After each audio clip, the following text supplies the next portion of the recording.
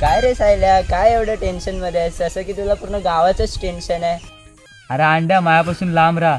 मी आता मोठा माणूस होणार नाही. तुझ्यासारख्या सामान्य माणसाला माझ्या विजनची किंमत कळणार नाही. जा इथून. अरे पण झालंय काय? काल तर सरपंचाच्या कुत्र्याला बिस्किट घालत फिरत होता, आज तो डायरेक्ट विजन. अरे अंड्या, तुला माहिती आहे काय, ती शहरातली लोक ऑर्गॅनिक सॉईल म्हणून 500 रुपयाला साधी माती विकत घेतात. मग आपण आपल्या चोंडातली माती विकायची काय?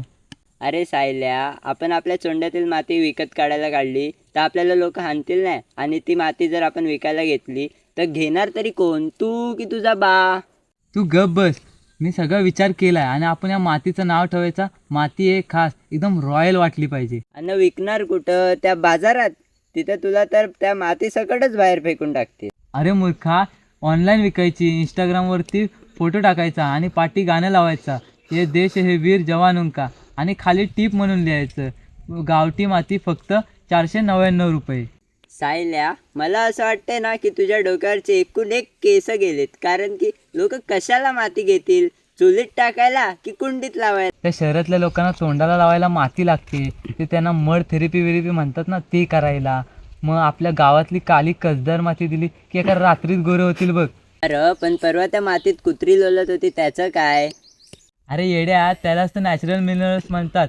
तू त्यामध्ये अडथळा येऊ नको, तू फक्त पॅकिंगचं बघ. बरं बाबा, समजा कोणीतरी विकत घेतलीच आणि जर त्याच्या चेहऱ्यावर पिंपल आले तर काय करायचं?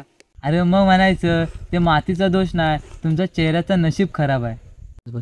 अरे लेका, तू बिझनेसची नाही तर मार खायची तयारी करतोस. ते सर्व सोड. त्या समोरच्या झाडावर बोरं आलेत, ती काढू आणि त्याच बिझनेसला स्टार्टअप करू सध्या तर. चल. पण भावा, त्या बोऱ्यांच्या साली मी हर्बल वेस्ट म्हणून विचार करतोय विकायचा. चल. हा पण गप्र बाबा, तुझ्या नादात आता मला गाव सोडायची वेळ येईल.